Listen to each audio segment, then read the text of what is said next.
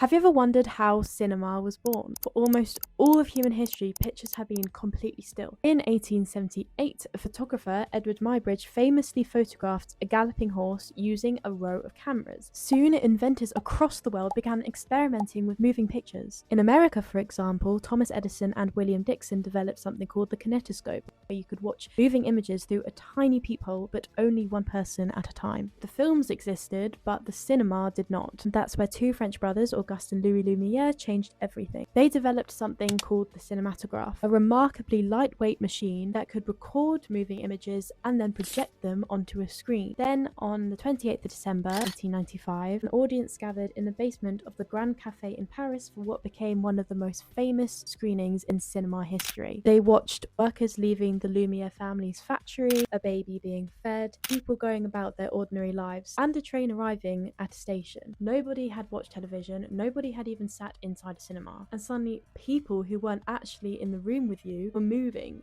in front of you. The Lumières weren't filming kings, battles, or great historical events. They were filming ordinary life, places and faces that could have disappeared forever. Within just a few years, cameras were traveling all over the world. The Lumières thought they were demonstrating a remarkable new invention, but what they were actually doing was teaching humanity how to preserve time.